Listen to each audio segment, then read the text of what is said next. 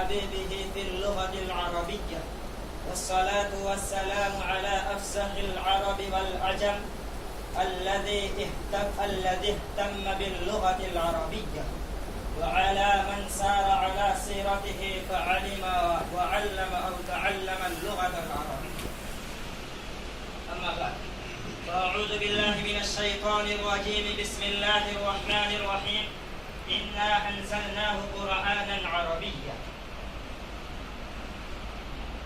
يا إخواني في هذه الدورة، إني أريد أن ألقي أمامكم خطبة وجيزة حول الموضوع المشاكل في تعلم اللغة العربية وحلولها، فأرجو منكم الاستماع.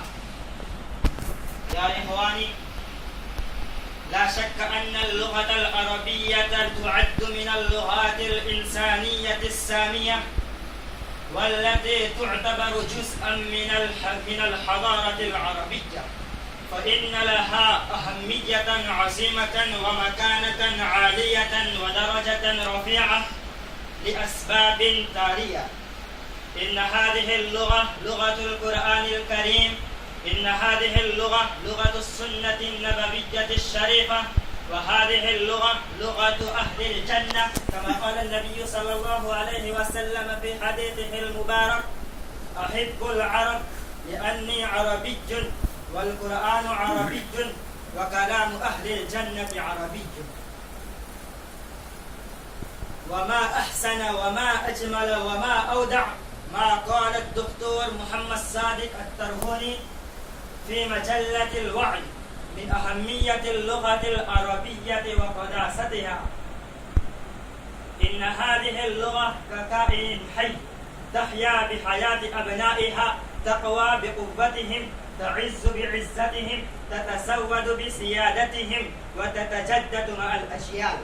روحها القرآن الكريم، وجسمها الإسلام العظيم، وأنصارها أبناء الإسلام جميعا الناطقون بها والناصحون لها. إن هذه اللغة ستبقى بحفظ الله تبارك وتعالى ما بقي القرآن، وستعيش ما عاش الإسلام، وستنمو وتتجدد ما تجددت الأجيال والحياة.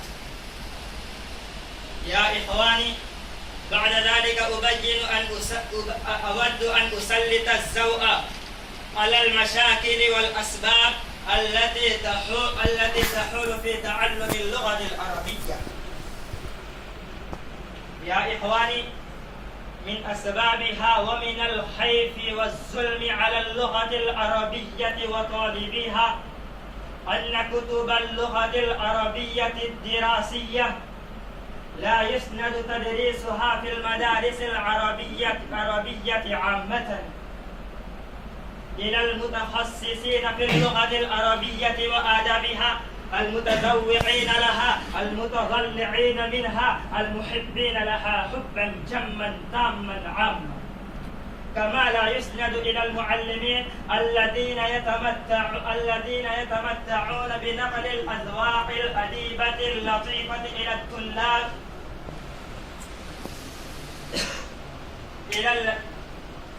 وبعد ذلك أن أبين حلول المشاكل. ومن حلول المشاكل أن يمنع المعلمون الطلاب التكلم بأي لغة غير العربية، ويحثوهم على المحادثة والممارسة والمناقشة مع الزملاء والأصدقاء والأحباء باللغة العربية من دون خجل أو تحرج وغير مبالين بضحك الزاحكين وسخرية الساخرين عند الأخطاء الواقعة أثناء التكلم والمحادثة. وأخيرا أدعو الله تبارك وتعالى أن يوفقنا أن نتعلم وأتمخر في اللغة العربية. أكتفي بهذه الكلمات.